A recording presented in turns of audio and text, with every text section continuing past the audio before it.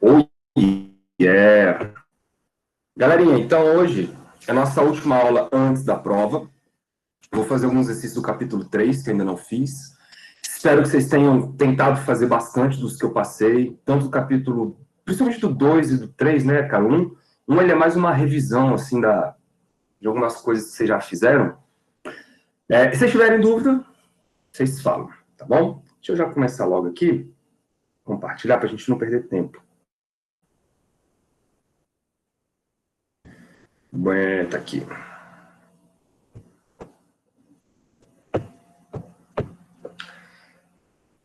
Bom, senhores, o capítulo 3 está aqui já, ó.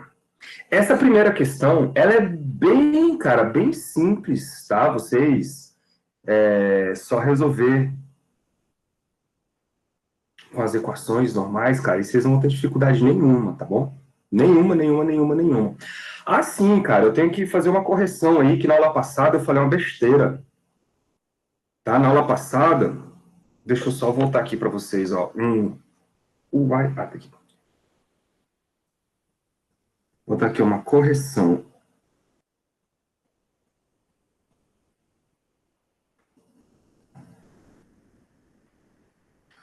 O oscilador harmônico,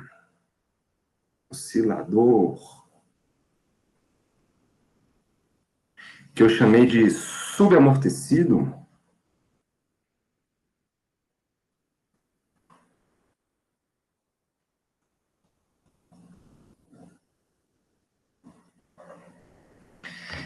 eu falei que ele tem uma parada chamada decremento, né? E aí, velho, eu acho que sei lá o que passou na minha cabeça na hora, eu falei do decremento de uma maneira meio equivocada. O decremento, galera, é o seguinte, ó. Eu vou definir aqui de novo para vocês, para não ficar dúvida, tá? O que acontece? Quando o seu oscilador ele passa de um pico e na próxima oscilação ele vai para um pico com uma altura diferente, houve uma queda, né? Porque perdeu energia. E essa queda se dá através de uma dissipação em função daquele beta lá. Aqui o livro chama gama, né? É aquele beta lá que a gente definiu naquela aula de oscilador amortecido. E aí existe, então, um decremento. O que é o decremento? É a relação entre a amplitude antes e a amplitude depois. Eu sei lá o que eu fiz lá na hora, fiz tudo errado. Mas, ó, vamos definir, então, agora de maneira mais interessante o tal do decremento.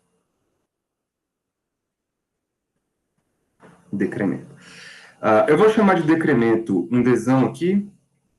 Isso vai corresponder, galera, à razão entre a amplitude depois, né? Amplitude que era antes, dividido pela amplitude depois. Se eu chamar essa amplitude antes aqui de A, e essa amplitude não.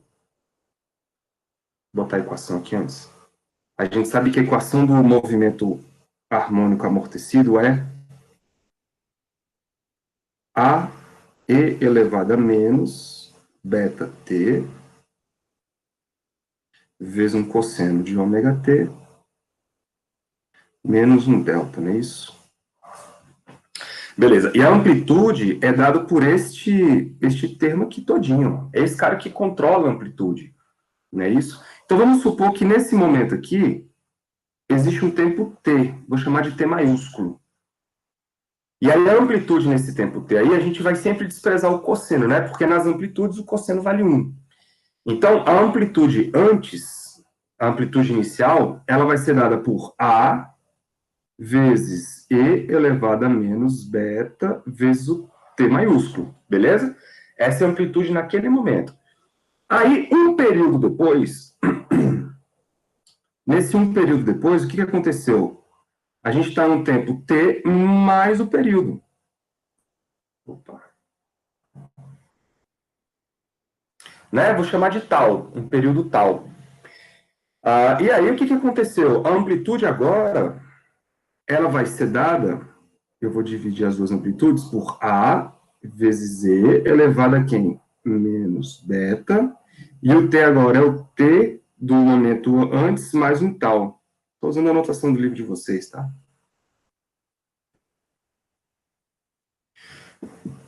Beleza? E quando você fizer essa divisão, ó, vamos supor que você... Vamos supor não, você vai subir todo mundo. Aí vai ficar e elevado a menos beta vezes o t, vezes... Aí eu vou subir e elevado a menos, aí fica mais, né? Beta t e elevado a mais beta vezes tal. Né? Esses dois caras aqui, ó, eles vão morrer. E aí o meu decremento vai ser definido como um E elevado a beta vezes tal. Pode crer? Quem é esse tal aí, galera? Esse tal é o período. Tá bom? Esse tal, ele é definido como sendo aquela historinha do 2π sobre ômega. E o ômega é a frequência do oscilador amortecido, hein? Lembra que o ômega zero é do oscilador sem amortecimento. O ômega é do oscilador amortecido. Ok? Então, esse cara aqui é o decremento. Ó, desculpa, na aula passada eu falei uma besteira. Muito bem, então vamos para os exercícios. Eu vou pular o primeiro, tá? O primeiro acho que vocês não vão ter dificuldade alguma, porque ele é só substituição normal de fórmulas. Então vamos para o próximo. Exercícios. 3, por exemplo, 3.2. O 3.2 ele é a continuação do primeiro, mas ele é legal porque ele vai pedir algumas coisas, inclusive o decremento. Aí a gente já aplica isso. Ó, considere o movimento no problema anterior ocorrendo em um meio resistivo. O anterior era um movimento harmônico normal, sem atrito. Agora você vai colocar um atrito na parada. Após 10 segundos oscilando, a amplitude máxima se reduz à metade do valor inicial. Calcule na letra A o parâmetro de amortecimento beta, a frequência N1, compare com a frequência não amortecida N0, beleza? Aí a frequência N1, frequência N0 são aquelas frequências em Hertz, tá bom?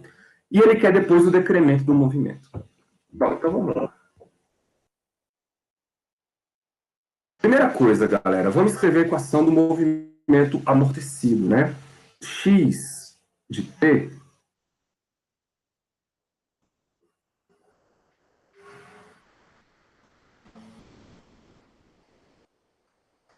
x de t é igual ao que? A amplitude, né? A exponencial de menos beta vezes t, que multiplica aqui a parte oscilatória, cosseno de ômega t, menos um delta. Menos um delta. Muito bem. Lá no problema anterior, se você der uma lida rápida nele, ele fala o seguinte, ó. O oscilador harmônico simples consiste de uma massa tanta, um fio constante, força tanta, a massa deslocada, 3 centímetros e liberada do repouso. Se a condição inicial ela é em que você estica até a amplitude total e solta, isso quer dizer, galera, que a sua amplitude começa no tempo igual a zero. Tudo bem? Isso me dá uma fase delta igual a zero. Tá bom? Ou seja, quando o tempo é zero, a amplitude é máxima. Então, o cosseno vai dar 1, e aí a gente vai ter esse delta sendo igual a zero, tudo bem? Então, a fase é zero, a gente tem que x de t vai ser simplesmente a e elevado a menos beta t cosseno de ômega t. Tudo bem? Isso por conta da condição inicial do problema. Aí ele fala que 10 segundos depois, isso é a letra A, né? Agora, vamos lá para as questões. Letra A. 10 segundos depois, a amplitude caiu pela metade. Beleza? Isso quer dizer que o x de 10 corresponde a A vezes E elevado a menos 10 beta. Todo mundo de acordo? E isto, nesse ponto, a amplitude, comparado com a amplitude inicial, caiu pela metade. Né? Então, se a gente igualar, olha só, essa amplitude aí com a metade da amplitude inicial, vamos chamar isso aqui de A, né? A amplitude inicial é A. Então, eu posso falar que a amplitude depois de 10 segundos, que é A elevado a menos 10 beta, isso corresponde à metade da amplitude inicial. Com essa equação aí, a gente consegue descobrir o valor do beta. Pode crer? Então, vamos lá. Ó. A com A morreu, isso aqui é rapidinho, a gente faz, né? A exponencial do lado de lá fica menos 10 vezes beta. E do lado de cá fica 2 elevado a menos 1. Certinho, galera? Agora a gente pode tirar o ln dos dois lados. Quando a gente tira o ln de uma exponencial, vou fazer devagar aqui, ó. Ln de menos 10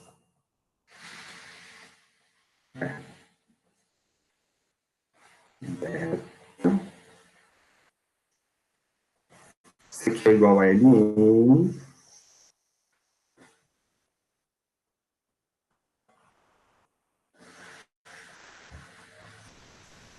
exponencial, né, Rara?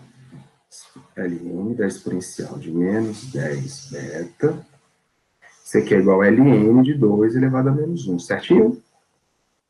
Bom, o ln de uma exponencial, a gente sabe que o expoente cai, né? Aí fica assim, menos 10 beta, ln de E,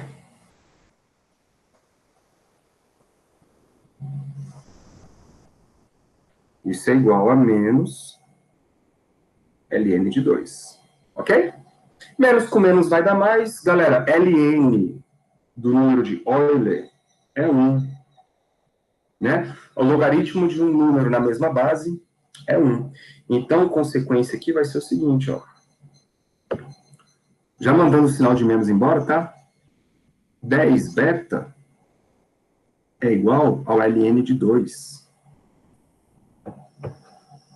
É isso? Ou beta vai ser igual ao ln de 2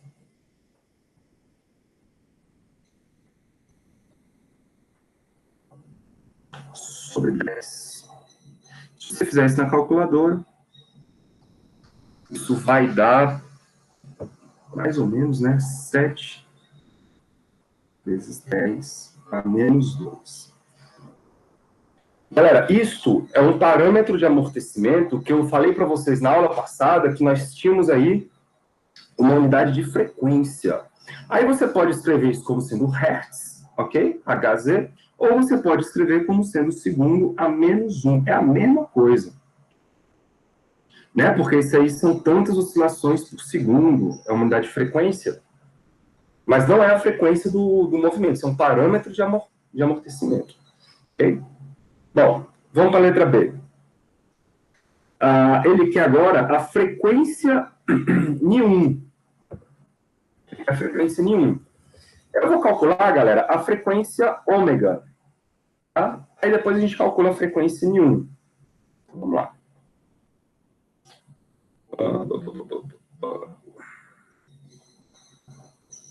Letra B.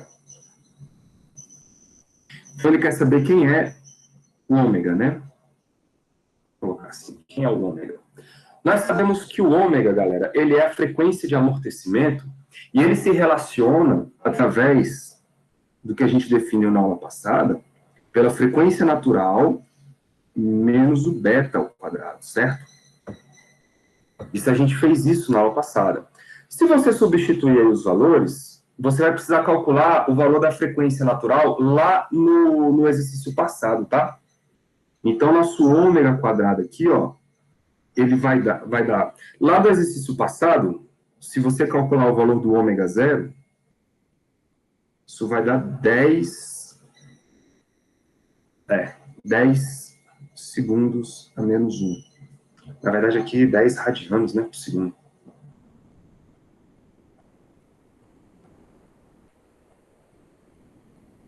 10 radiano por segundo. Aqui também é radiano por segundo.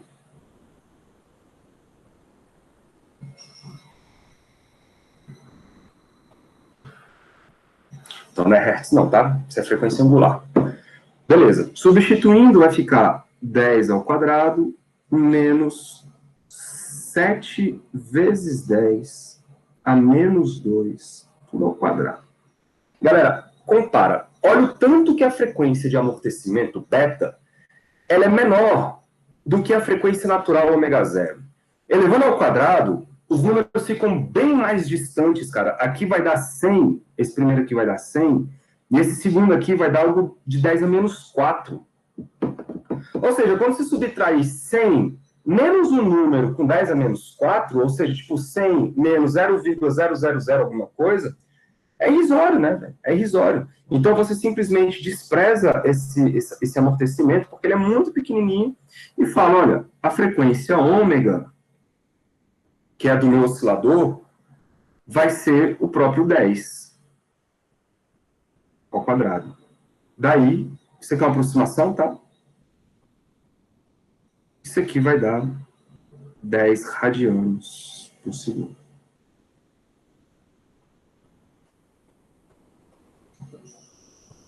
Pronto, e se você quiser calcular a frequência, que é o que ele pede, aí lembre que a frequência a gente descobre como ômega é igual a 2π vezes f.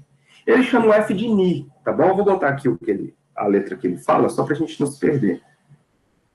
F é o 2π-ni, que é a frequência do sistema. Então, a frequência que ele pede, que é o ni, isso vai ser igual a ômega sobre 2π. Aí tem que dividir aí 10 por esse troço. Deixa eu fazer aqui. Na verdade, vai dar 5 sobre... Professor, diga. Esse primeiro resultado aí que o senhor encontrou, 7 vezes 10 elevado a menos 2 radianos por segundo, que é a frequência de amortecimento, não é isso?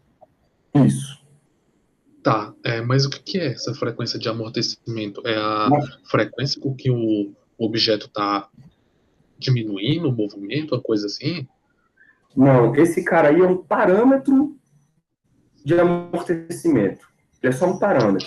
Ele não indica para você a frequência do movimento. A frequência do movimento vai vir daqui, ó, desse ômega que a gente acabou de achar. Tá bom? No caso aí, eles vão ser bem diferentes, porque o beta, ele é só um parâmetro. Ele, na verdade, ele acaba representando para você quanto da frequência natural está sendo subtraída. Aí, quanto maior for esse beta, menos próximo da frequência natural você vai ficar. É mais ou menos por aí. Aqui, nesse caso, vai dar 1,6 segundos a menos 1. Esse 1,6 segundos a menos 1 corresponde necessariamente à frequência do movimento. Tá bom? Agora, o beta não. O beta é um parâmetro de frequência. Beleza? Por isso que, para você calcular a frequência realmente, você tem que subtrair beta quadrado, esse cara aqui, ó, da natural, que é o ômega zero. Então, o beta funciona, Marco, apenas como um parâmetro. Só isso. Tá? Porque a frequência mesmo do movimento vem do ômega. Professor, Diga. eu acho que poderia ser tipo a frequência perdida. Tipo, se eu pegar o Pedro e desenhar e botar ele oscilando, e botar a segunda situação, ele oscilando menos, eu pego essas partes que não tá, tipo, desenhando, sacou? Não sei se ficaria claro como que eu tô falando. Mas seria a frequência que ele perdeu. É como se fosse isso, Thales. O problema é que, para você enxergar isso, você tem que olhar para essa equação azul aí, ó. Mas tá vendo que a subtração não é tão simples quanto você está imaginando? A subtração é com quadrados? Sim. Então não dá para você interpretar como sendo exatamente a frequência perdida. Ela representa uma frequência perdida? Sim. Representa, porque eu estou subtraindo a natural menos um termo. Só que esses caras são quadrados, então não dá para a gente imaginar, não dá para a gente interpretar rigorosamente dessa maneira. Mas você pode pensar dessa maneira, não tem problema. Então, pensar Beleza? como frequência perdida é correto, professor? Não é errado. Você só não pode pensar que é a frequência perdida, porque frequência perdida é o primeiro que é uma parada meio estranha de você imaginar fisicamente, falando, eu tenho 10 Hz, vamos supor, de frequência natural. Se você for subtrair a frequência perdida de 2, vamos supor, aí será que o movimento, então, tem uma frequência de 8? Não. Por quê?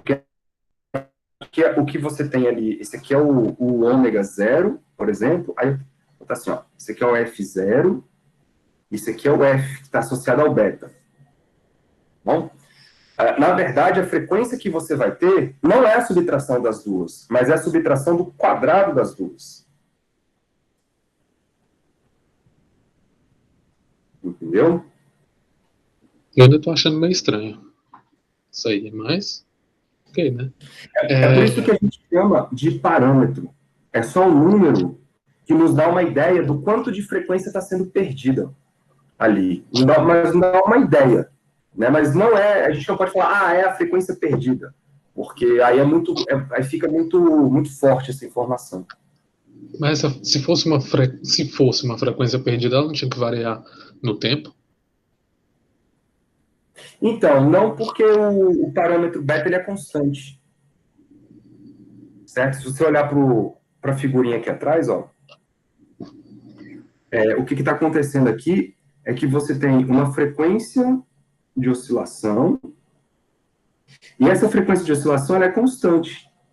E ela está associada ao ômega, que é a frequência do movimento. Certo? O beta, você não enxerga o beta aí, nesse caso.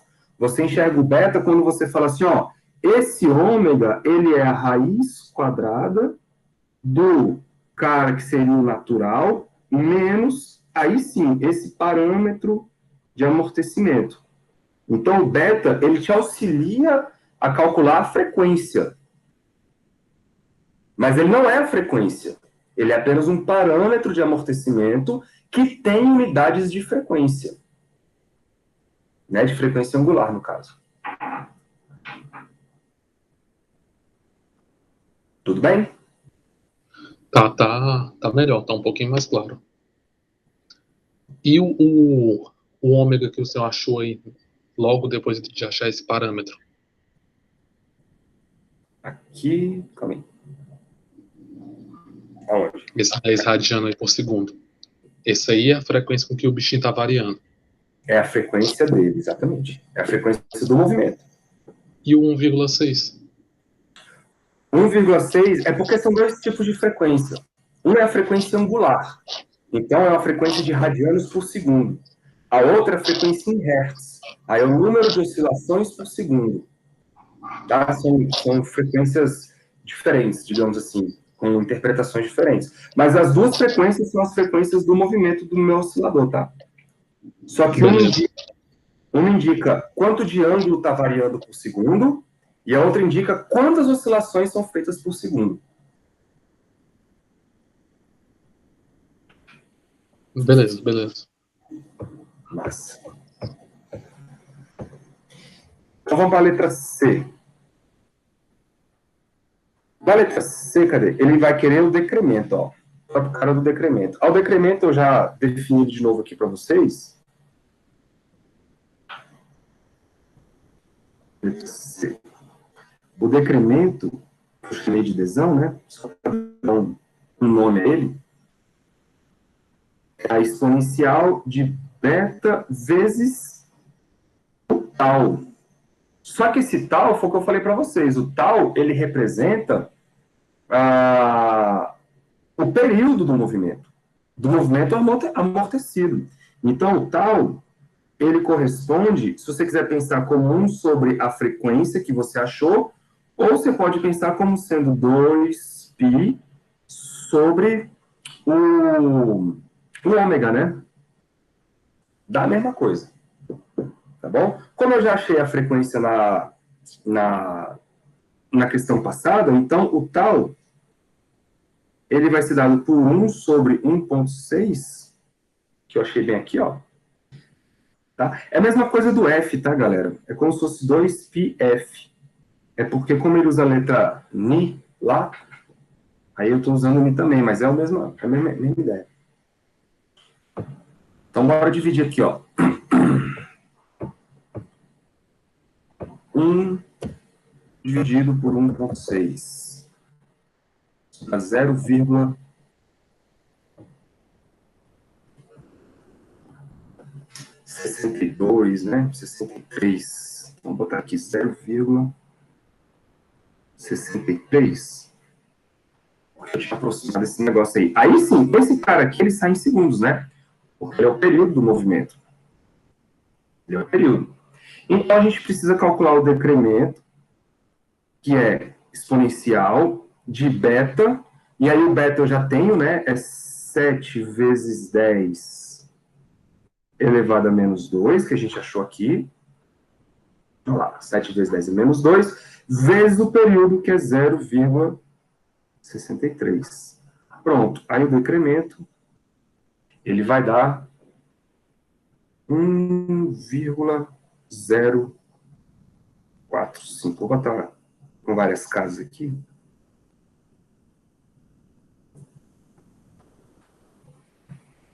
Pronto. É como se a cada um período a minha amplitude cai, vamos botar assim, 4,5% da original. Beleza? Por isso que esse beta aí, galera, ele tem o nome de parâmetro. Ele é apenas um parâmetro que indica o amortecimento. Com ele, você consegue calcular algumas coisas típicas do amortecimento. Mas ele não é a frequência de amortecimento. Ele te auxilia a calcular a frequência de amortecimento. E calcular outras coisas que envolvem a dissipação. Ele é um cara muito importante. Tudo bem?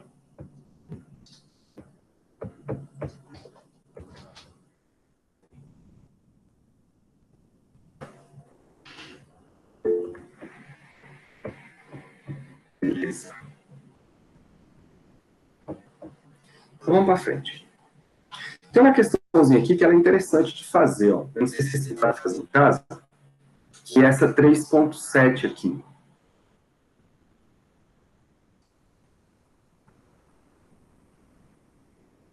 Ele fala assim, ó.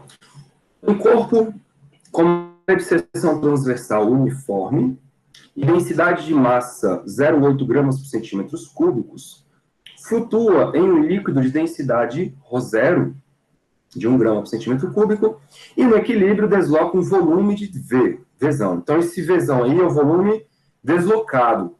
Lembrem que o volume deslocado corresponde ao volume do corpo que entrou na água, beleza? A gente chama de volume submerso. Então, esse volume que ele deu aí não é o volume do corpo, é o volume submerso, é o volume que está debaixo da água, do corpo. Demonstre que o período de pequenas oscilações em torno da posição de equilíbrio é fornecido, portanto, onde G é a intensidade do campo gravitacional e determine o valor de tal desse período aí. Bom, me permitem fazer um desenho para a gente enxergar melhor o que está rolando. Estou usando esta cor aqui, né? Então, esse aqui é o 3,7. 3,7. Bom, galera, eu vou representar esse objeto que ele falou por uma rolha, tá? Um cilindro. Vamos botar aqui um cilindro.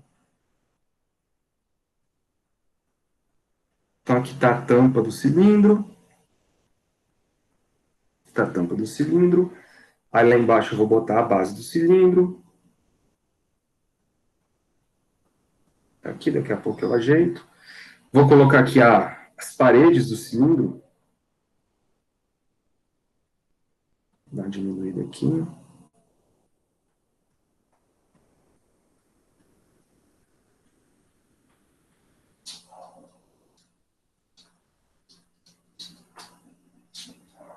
Então, isso aqui vai ser uma parede. E isso aqui vai ser a outra. Opa!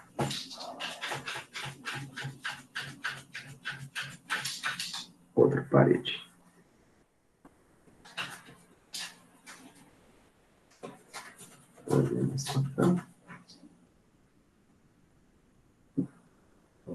Pronto, ficou bom, né? Tá aí. Então, esse aí é o cilindro que está lá flutuando na água. Eu vou chamar isso aqui, então, de área A, que é a área da seção transversal. Esse cara está flutuando numa água. Eu vou colocar aqui um nível aqui, só para a gente ter uma ideia. Aqui está a água. Ok? Deixa eu passar um tracejado aqui. Pam, pam. Pá, pá. Pronto, olha que beleza. Então tá aí. Então parte do volume está debaixo d'água, parte do volume está para fora d'água. O H, a altura que está dentro, vamos colocar assim, ó. Vamos colocar...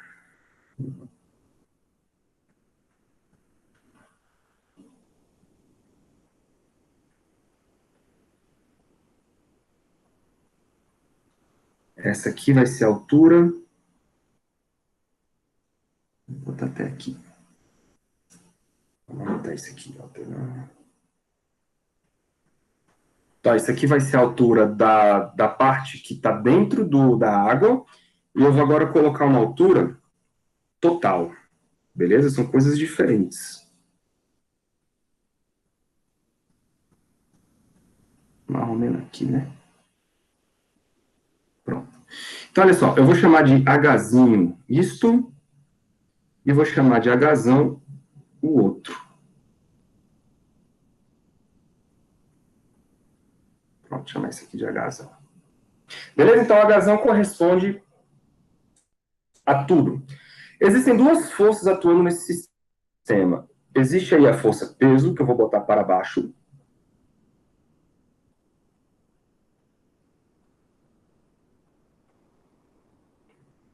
Aqui a força peso. E existe, galera, a força que o líquido faz, né? Que é o empuxo. Essa força, ela é para cima.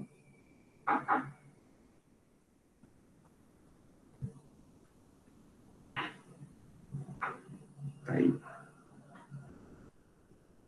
Tá meio torto ainda, tá aí.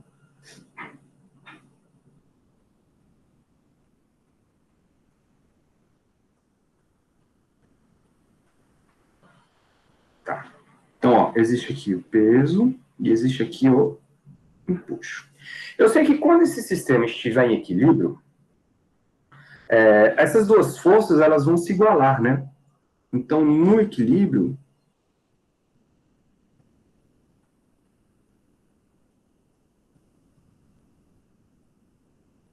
eu sei que a força resultante é a soma das duas, então eu posso falar que uma força Fzão vai ser igual a soma da força peso mais o empuxo, né? E isso vai dar zero, certo? Então ficaríamos com zero é igual a menos a massa vezes a gravidade, mais o empuxo. O que é o empuxo? Lembrem que o empuxo é definido como o peso do líquido deslocado? O peso do líquido deslocado corresponde à densidade do líquido. A densidade do líquido, né, que ele chamou de ρ0, vezes o volume submerso. Eu vou botar assim para a gente poder não se confundir. O volume submerso é aquele que ele deu lá na questão. Vezes a gravidade. Ok? Arrumando a casa aí, você vai ter o seguinte, galera. Gravidade vai embora, né, porque aparece dos dois lados. Vai ficar assim, m, que é a massa do corpo, é igual a ρ0 vezes o volume submerso. Mas vocês sabem que essa massa aí é a densidade vezes o volume, né? Só que fica a densidade do corpo vezes o volume total do corpo. Isto é igual a ρ0 vezes o volume submerso. Tá? Vou manter esses rótulos assim para a gente não se confundir. Bom, mas quem é o volume? O volume é a área da base vezes a altura. Né? Porque eu estou falando aí de um cara de área uniforme, né? Com altura vertical. Então, o volume de um prisma desse tipo é a área da base vezes a altura. Então, na hora que eu substituir o volume por área da base vezes a altura, eu tenho que tomar cuidado. Por quê? Porque o volume total está associado à altura total, Hzão. E o volume submerso está associado ao Hzinho. Então fica A vezes Hzinho. De qualquer maneira, a área é a mesma, né? Vai embora. E daqui eu consigo escrever quem é o Hzinho em função do Hzão. No caso aqui, o Hzinho vai ser, então, o Hzão, que multiplica a relação entre as densidades, que é ρ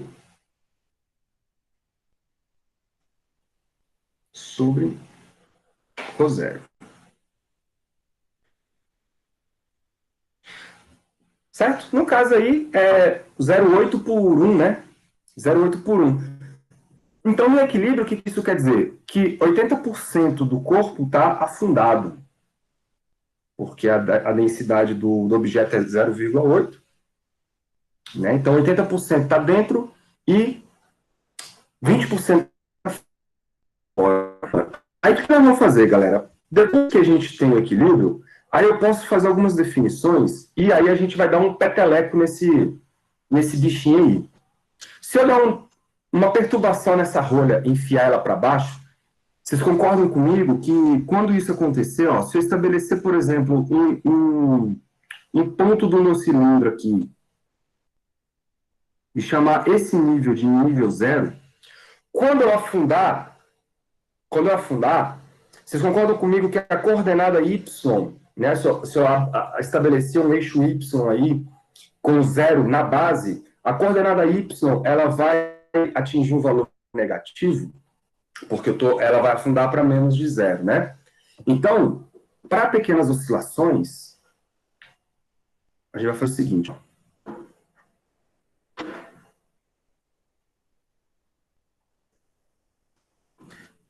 Para pequenas oscilações,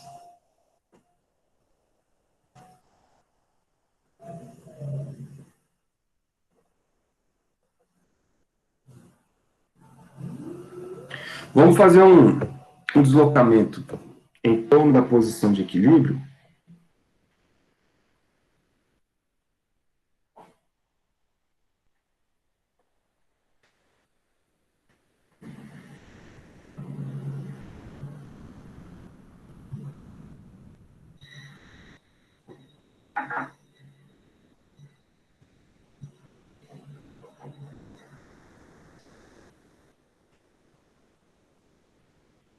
E a gente vai fazer o seguinte, o meu H agora, que é a parte submersa, né? Eu vou dar um empurrãozinho para baixo.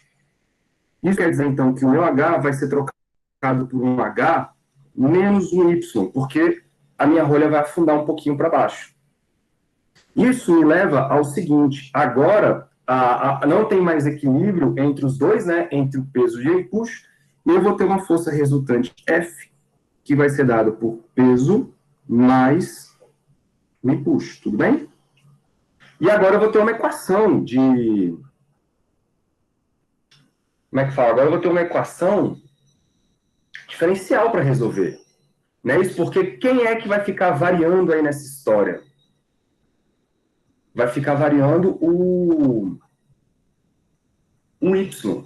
Porque o Y agora é o cara que vai ficar indo para baixo e para cima. Então, o M, massa vezes aceleração, vai ser MY, dois pontos, ok?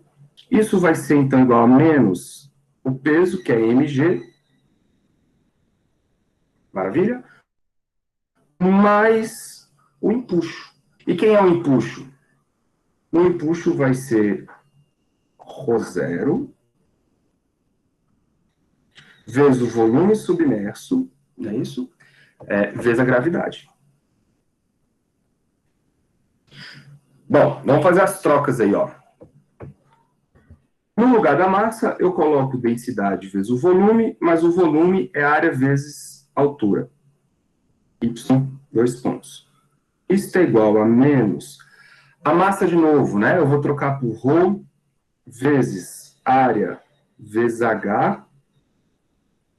Vai surgir aqui a gravidade, né? ρ a H.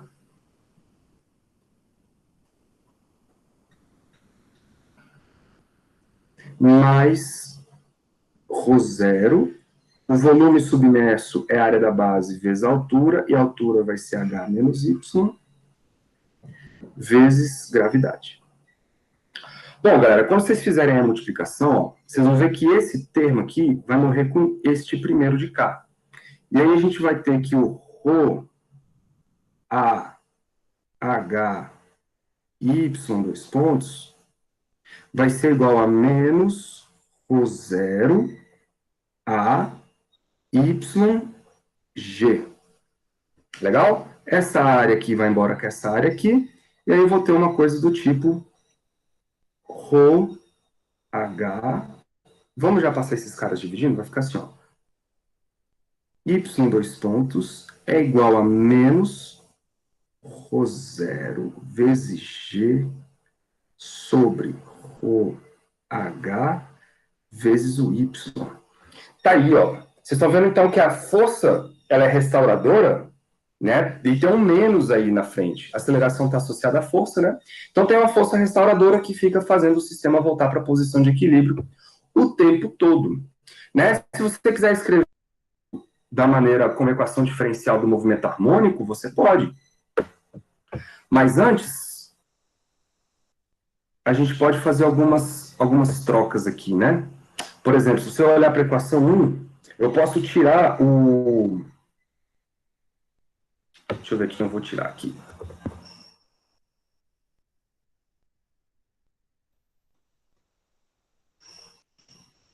Não, eu vou tirar nada não, vou deixar assim mesmo. Beleza? Então fica Y, dois pontos. Tá certo isso, galera? Y, dois pontos, mais ρ0G sobre ρH vezes Y, tudo isso é igual a zero. Pronto, vocês lembram que a equação do movimento harmônico simples, ela é do tipo assim, ó, x dois pontos mais ômega ao quadrado vezes x era igual a zero? Vocês lembram disso? Então a gente pode fazer uma comparação. Eu posso falar que o ômega corresponde a esse cara aí, ó, ρ0G sobre ρH. Então tudo isso aqui posso considerar como sendo meu ômega quadrado. Ou seja, a frequência com que a rolha fica oscilando ali. Então, a gente vai usar essa informação para poder calcular o que ele quer. Vamos lá para o próximo. Então, ômega quadrado.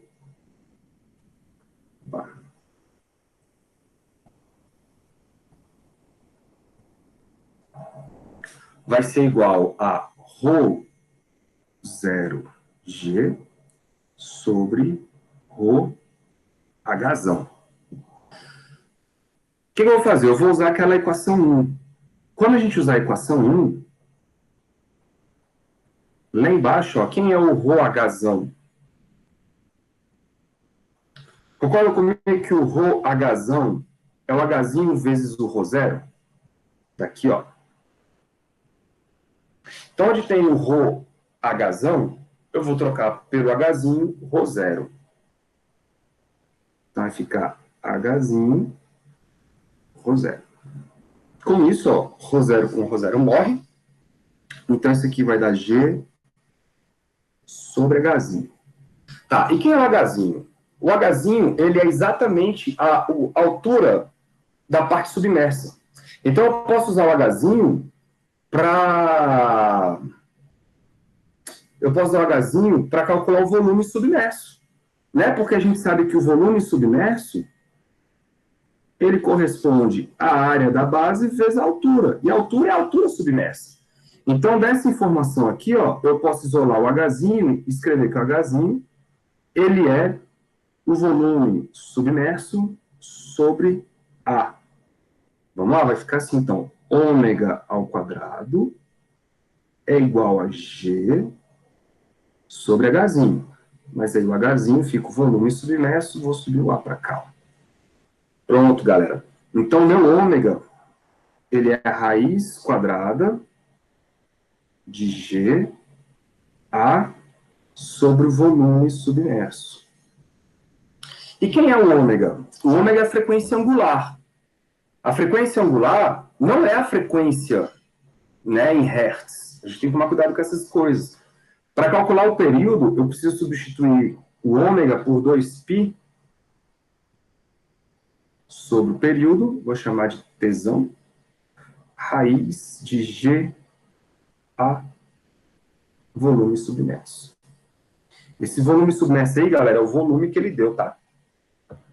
Pronto, se você isolar o período T, você encontra que T é igual a 2π raiz de V submerso sobre GA.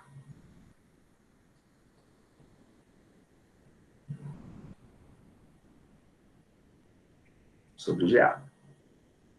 Vamos comparar com o que ele quer? Olha lá. É isso aí. V sobre GA. Belezinha?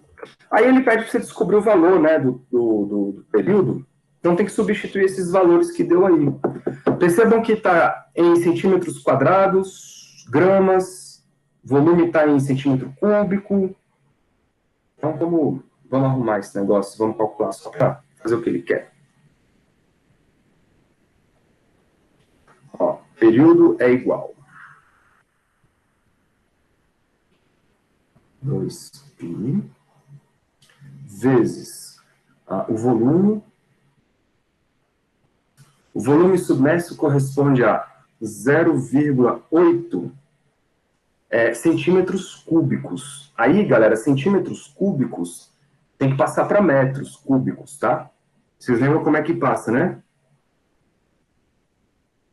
10 a menos 6. Para quem ainda tem dificuldade, é só lembrar assim, ó. Se 1 centímetro corresponde a 10 a menos 2 metros, isso aí é uma coisa que vocês têm que saber. Se eu elevar os dois lados ao quadrado, ou ao cubo, por exemplo, eu vou escrever que 1 centímetro cúbico, isso dá 10 a menos 6, né? 3 vezes menos 2 metros cúbicos. Ok? Bom, e o cara de baixo, quem é? É a gravidade, né? Que eu vou chamar de 10 vezes a área. É a gravidade vezes a área. Quem é a área? 1 centímetro quadrado. 1 centímetro quadrado, se você fizer a mesma coisa com esse negocinho aqui, ó, eleva ao quadrado agora. Na hora que você levar ao quadrado, vai ficar 10 a menos 4. Então, aqui é 10 a menos 4, que é 1, né? 1 centímetro quadrado. Pronto. Faz a conta. Isso vai dar 2π vezes 0,028, se eu não me engano. E aí, isso dá 0, vou botar mais casas aqui, ó. Só para ter uma ideia. 1,177 segundos.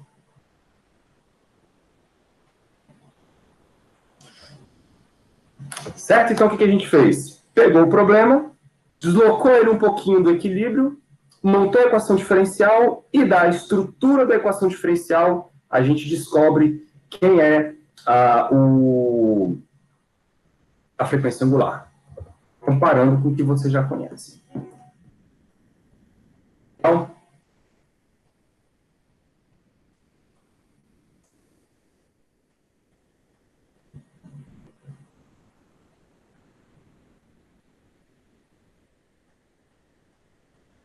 tranquilo, meu povo?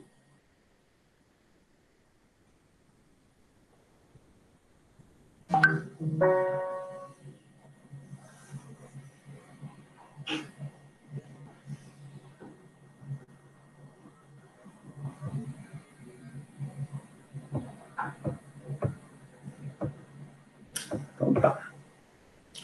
Vamos mais um? Ó, tem um bacana lá no fim. Esse aqui, ó. 3,44. Isso aqui é legal da gente fazer.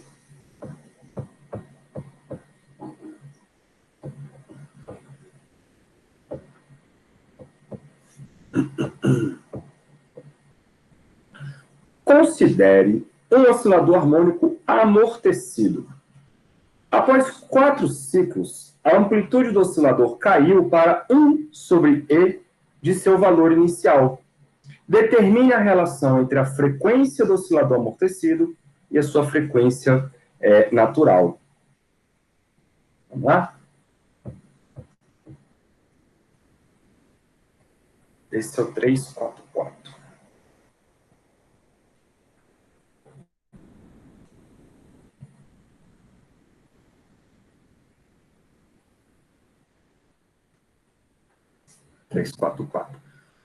Bom, vamos... Antes de qualquer coisa, né, galera? Ó, a gente sabe que a equação do oscilador harmônico amortecido é dado por uma exponencial com a amplitude, né, inicial, menos beta t, o cosseno de ômega t, menos uma fase delta. Beleza? Uma fase delta. Quem é esse beta? Esse beta, galera, a gente definiu lá na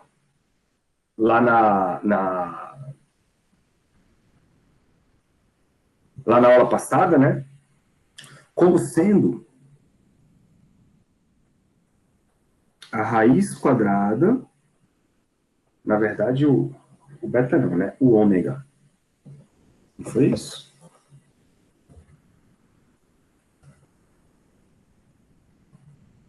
É isso mesmo. O ômega, ele corresponde ao ômega zero menos o beta. Ômega zero quadrado menos beta ao quadrado.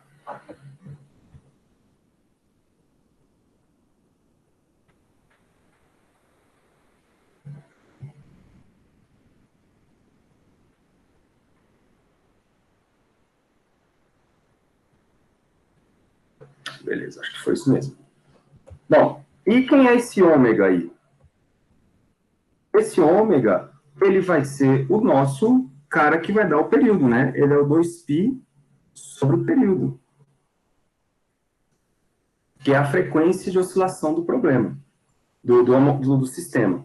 Bom, aí ele diz o seguinte, após 4 oscilações, a amplitude cai por um fator de 1 sobre E. Então a pergunta é, T é igual a 4 vezes o período. Por que eu estou botando 4 vezes o período? Porque depois de um tempo de 4 oscilações. Cada oscilação corresponde a um período. Então, um tempo de 4 vezes o período, e é o que ele está pedindo. O x desse negócio, de 4 vezes o período, corresponde ao quê? Ó? Substitui lá, vai ficar A vezes E elevado a menos o T vira 4Tζ, então fica 4 beta Tζ, cosseno de ômega, vou botar o 4 antes, né? 4 ômega período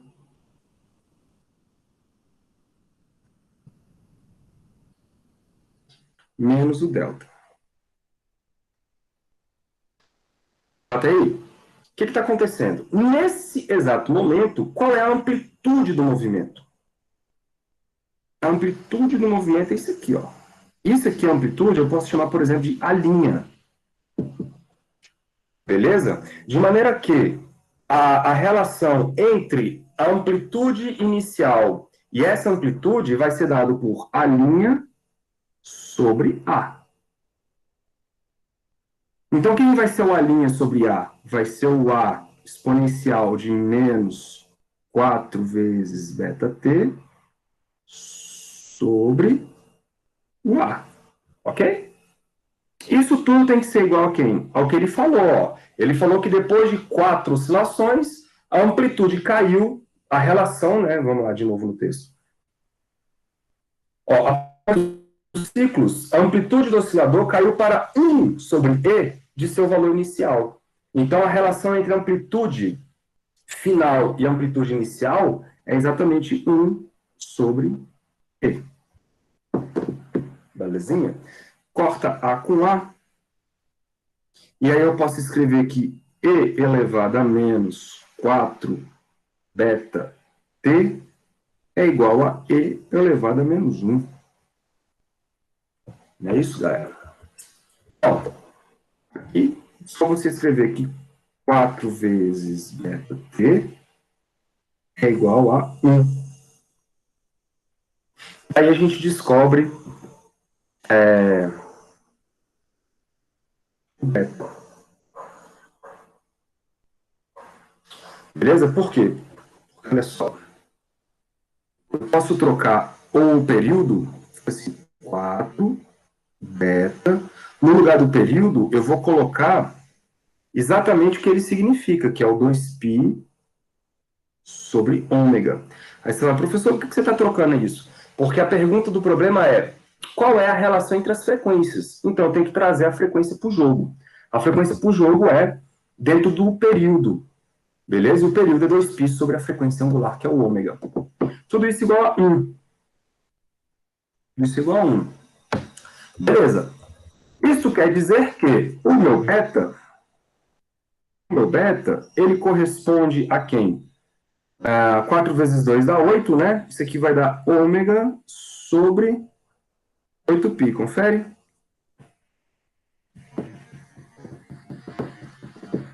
Beleza, é isso aí. Só que nós sabemos que o beta ao quadrado, vou botar aqui de outra cor. A gente sabe que o beta ao quadrado, ele é o ômega zero ao quadrado menos o ômega ao quadrado. Não é isso? Ó. O beta ao quadrado é igual a ômega zero menos o ômega. É isso aí. Show. Então, substitution agora. Ó. No lugar do beta vai entrar ômega ao quadrado sobre 8π. Aí o 8 vira 64, né? Vamos botar aqui direitinho, senão depois vocês se confundem. Vai ficar assim, ó. Ômega sobre 8π ao quadrado. Isso é igual a ômega zero ao quadrado menos ômega ao quadrado. Beleza, vou passar esse ômega quadrado para lá, tá, galera? Vai ficar assim, ó. Ômega zero quadrado vai ser igual a quem? O ômega quadrado. Como eu joguei para lá, eu vou ficar com 1 mais 1 sobre... Okay? 8 ao quadrado é 64. Π ao quadrado é π quadrado. O ômega eu tirei para fora. Entendeu o que eu fiz? Se você tirar o índice aí, vai ficar assim, ó. Ômega ao quadrado, ômega zero, é igual a este ômega ao quadrado, que multiplica. Aqui vai dar um 64π. E aqui vai dar também um 64π. Tem 1 mais 1. Ok? Beleza. Ele quer que você calcule... Vamos voltar lá. Cadê? A relação entre a frequência do oscilador amortecido e sua frequência natural. Então, ele quer a divisão entre o ômega dividido pelo ômega zero. É isso que ele quer. Ômega dividido por ômega zero. Então, se eu dividir ômega por ômega zero, eu vou passar o... A gente vai ter que fazer uma inversão assim, né? Ó. Ômega ao quadrado sobre ômega zero ao quadrado. Isso vai dar 64 em cima, né? 64π ao quadrado, a gente vai inverter isso aqui. Sobre 64π mais 1. Pode crer? Que ele quer o ômega sobre o ômega zero. Bom, agora é só tirar a raiz quadrada, né? Tirar a raiz quadrada vai ficar ômega zero é igual. Raiz quadrada, galera, de 64π quadrado. Vai dar 8π, né? Isso aqui vai dar 8π. E aí embaixo, não tem muito o que fazer. Vai ficar raiz quadrada de 64π ao quadrado, mais 1. E Zé Fini.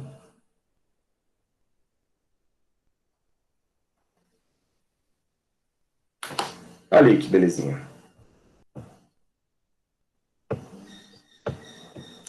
Difícil. Tá tranquilo?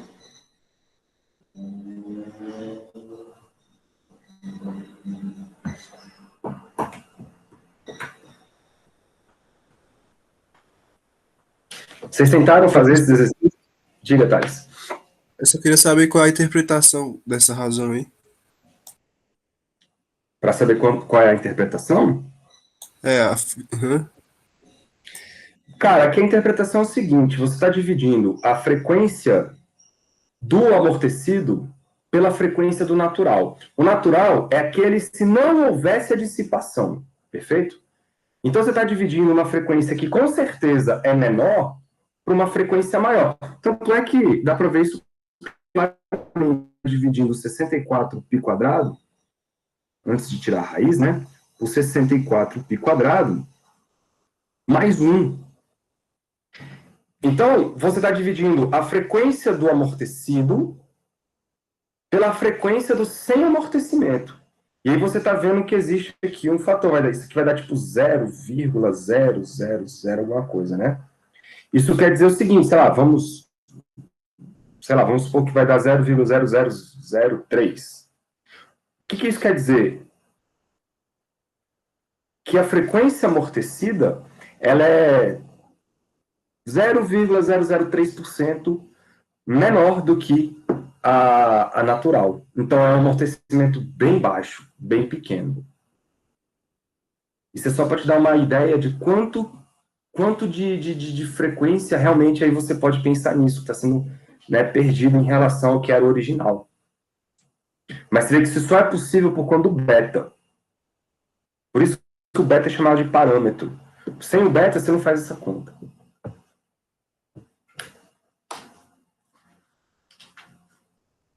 Beleza, Thales?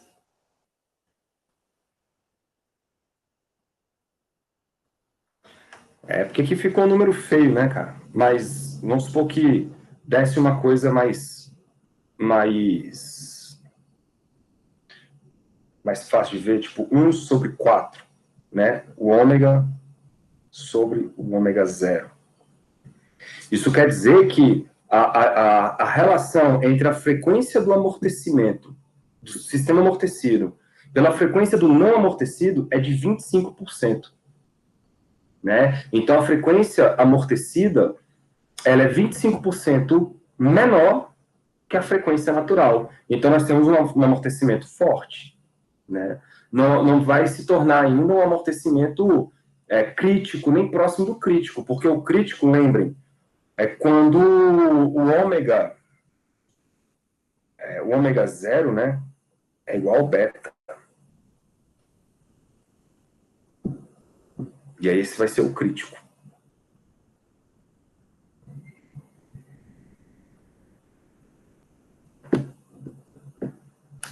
Vocês tentaram fazer outros exercícios? Como é que tá aí a vida de vocês?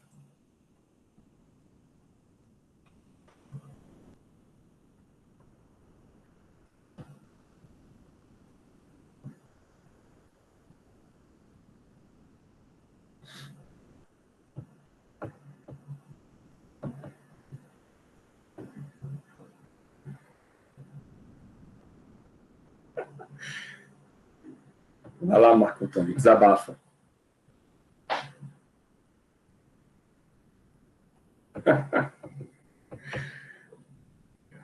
Mas vocês tentaram fazer os exercícios?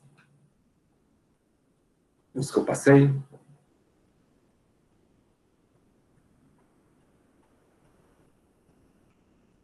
Sim. Alguma dúvida com alguma coisa para trás? Tá sossegado, tá de boa?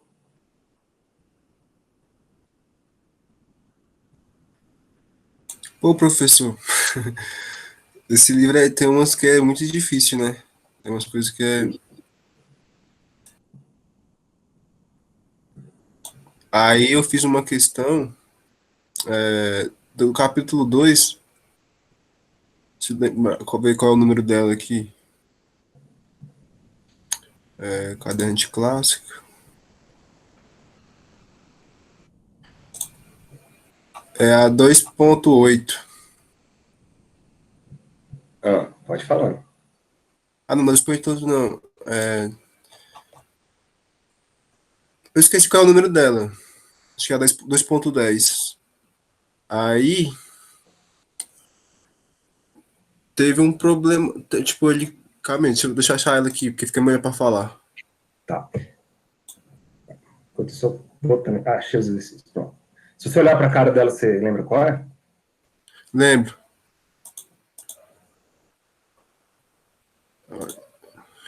Tá aqui na tela. Ó. Calma aí, rapidinho. Pode descer mais um pouco. Calma aí, acho que é a 10. Ah, não, não é a 10, não. Sobe. É uma de atrito. Só tem que mostrar. Essa aqui, ó, é a 2.15. Certo.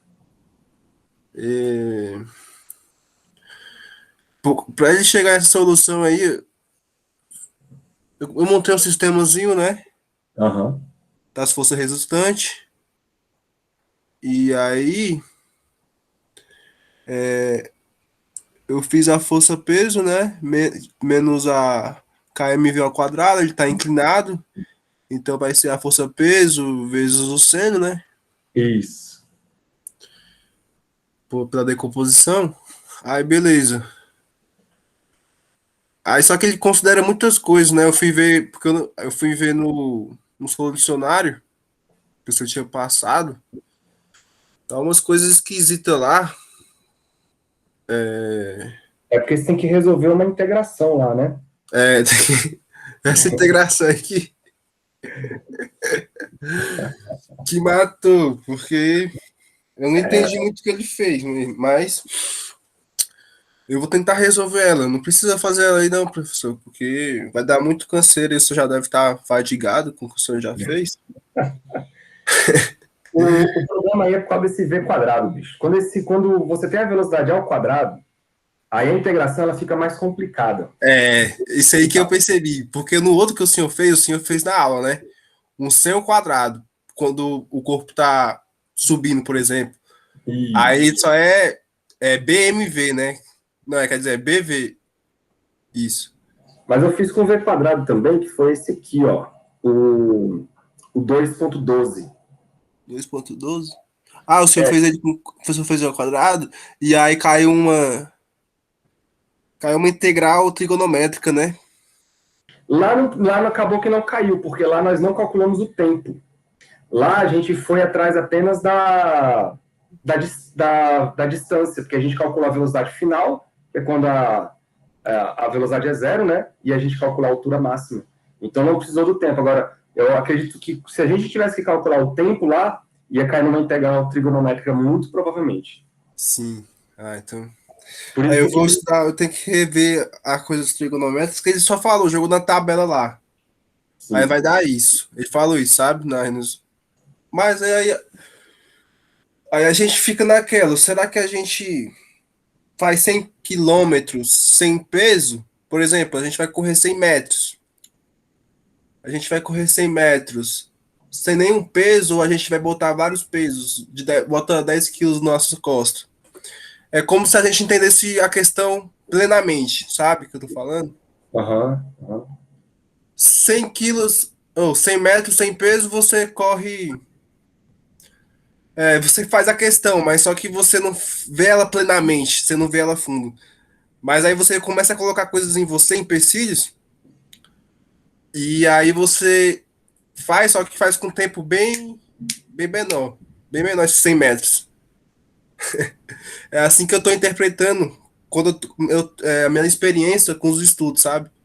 Certo. Então, eu não sei se eu vejo, fico abrindo esses integrais, porque eu tenho que rever, eu tenho que relembrar Aí eu me sinto melhor, mas, por outro lado, eu tenho pouco tempo, né? É. Não, eu te entendo, cara. Olha só, a questão aqui é o seguinte: já dá para ver que a força de atrito depende da massa, né? Então isso vai ter diretamente vai influenciar no tempo com que a coisa cai, diretamente. Agora, essa questão de você abrir ou não as integrais é o seguinte: você tem que dominar pelo menos as integrais, vamos botar assim, mais simples, as integrais básicas. Você tem que fazer aquelas que saem por substituição, aquelas que saem por partes, sacou? Vocês têm que dominar. Agora, as integrais muito complicadas, que levam, tipo, muita conta, que já estão feitas, já estão tabeladas, você pode pegar o resultado e usar, não tem problema nenhum, sacou? Aí, se você tem a sua curiosidade de correr atrás e saber como que é feita aquela integral, aí, cara, é seu, não tem problema, você também vai lá e tenta abrir a integral. Se você se sente bem com isso e tem tempo para isso, ótimo, né? Agora, quando a integral é muito complicada, bicho, aí você pode recorrer a uma tabela, ao computador, que se já está feito, velho, isso não vai te deixar melhor se você souber fazer ela, entendeu? Você tem que saber as básicas, Sim. Agora, saber uma integral muito, muito, muito, muito complicada, para nós físicos, só se você tiver muita vontade mesmo, porque uma integral muito complicada, ela pode não te... Em alguns momentos pode, você está fazendo uma pesquisa aí com uma área da física que envolve campos com integrais e tal. Mas, para o nosso ponto aqui, você pode simplesmente falar, pô, essa integral aqui, cara, eu saber fazer ela não vai me tornar uma pessoa mais bem, digamos assim, conhecedora da situação. Vai me ajudar na matemática? Vai. Mas não vai me ajudar na física. Então, eu posso pegar ela, resultado dela e fazer. Sim, habilidade, né? É. Habilidade. Se adaptar para uma habilidade, né? Eu tava vendo Exato. isso, professor. Eu tava vendo uns vídeos aí de um cara que ele era uma calculadora humana. Ele era muito bom em calcular, tipo, 350 mil vezes 700 mil. Aí ele responde rapidão, em menos de 15 segundos. Só que ele se habilitou a isso, né? Então, eu acredito que agora que eu tô aprendendo muito, né? Sobre isso. E qual a área que eu quero ser melhor, mais habilidoso. Aí vem uma questão de habilidade de se adaptar. É aí que eu acho que é uma arte isso, sabe? De você, ser original, o que diferencia cada pessoa.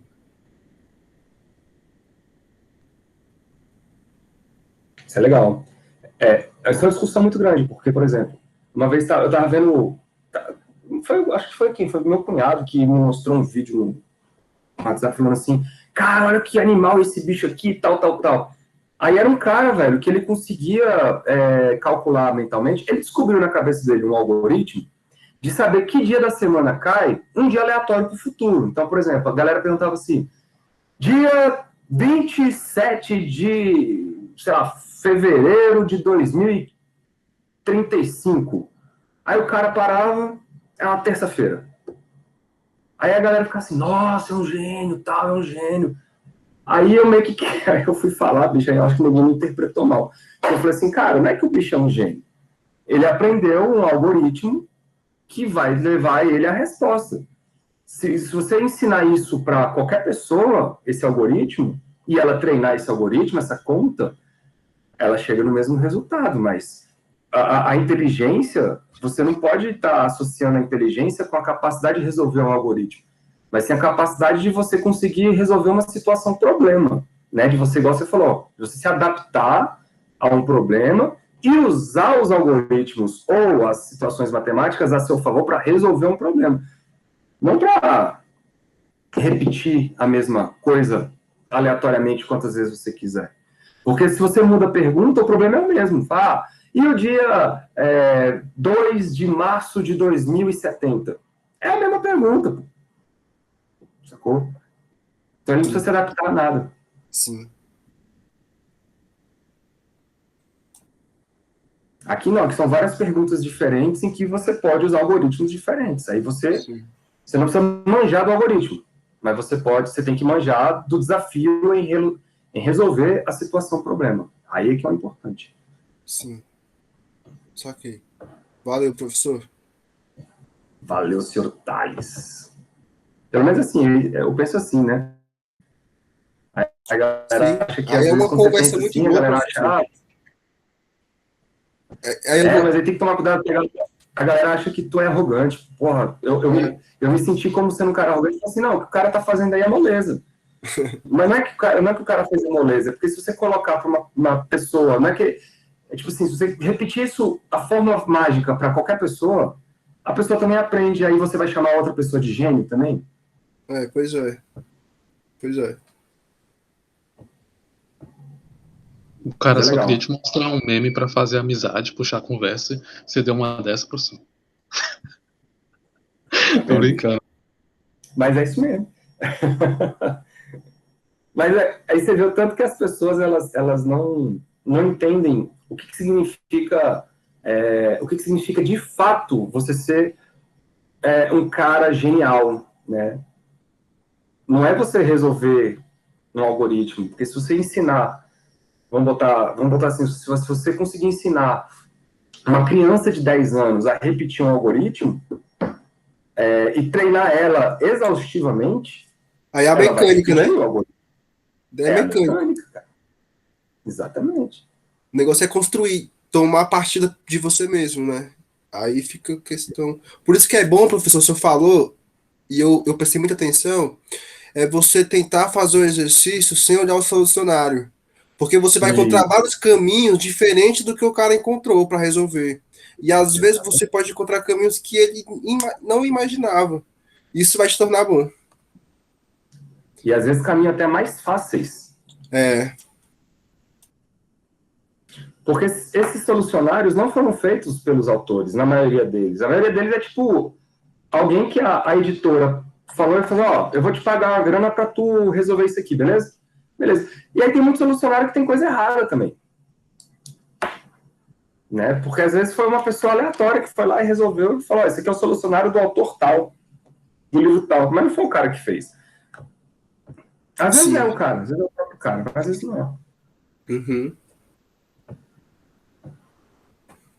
E aí que a coisa fica legal também é quando vem a pesquisa de grupo, né?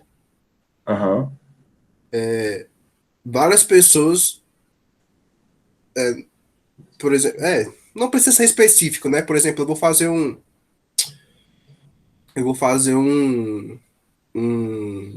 uma pesquisa no campo, só que eu não sou específico em nada, só estou fazendo física.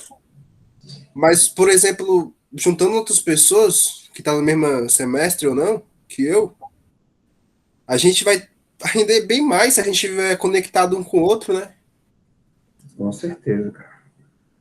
E isso é bom. Eu acredito que é aí que está a questão, professor. E acredito que, pela experiência que eu sinto, as pessoas não estão sabendo estudar em grupo, sabe? Aí agora Porque que falta pior, né? maturidade. Eu acredito. Hã? Agora então, na época da pandemia, que piorou Pois ainda mais. é, sim. Mas quando a pessoa vai ficando madura, nossa, você esquece tudo, todos os seus, tipo, o psicológico só para resolver a questão. Não pense que um é melhor que o outro, sabe? Os outros é como se fosse só uma pessoa, só um cérebro. Só Uhum. que são conjuntos de cérebros, Uhum. É isso sacou? mesmo. E aí o negócio fica bom.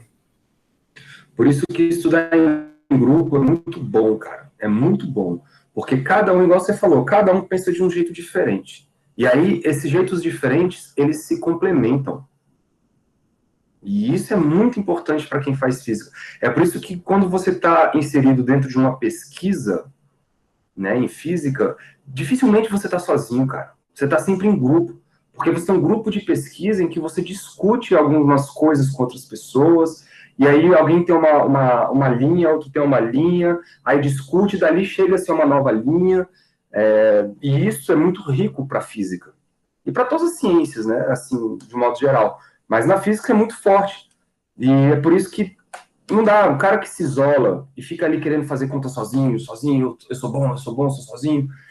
ele acaba, velho, que ele vai ter um trabalho muito grande, pode não chegar num lugar bem bacana, ele vai ser um cara mais estressado, enquanto que as pessoas que estão estudando em grupo, elas estão discutindo as coisas. E isso é muito bom, porque as discussões, elas vão te levar a um nível de consciência muito maior. Porque o cara que está lá, ele pensa assim, eu acho que, sei lá, vamos botar um exemplo bem esdrúxulo, assim, eu acho que esse beta aqui, ele é uma frequência de amortecimento. Ele é uma frequência de amortecimento. Aí ele vai fazendo conta com isso na cabeça. Aí ele vicia naquilo e não tem ninguém para ele discutir sobre aquilo. Porque se alguém virar para ele e falar assim, não, bicho, isso não é a frequência não, ó. Apesar disso aqui ter uma unidade de frequência, a frequência mesmo é o ômega. Aí ele vai parar e falar assim, porra, é mesmo, hein?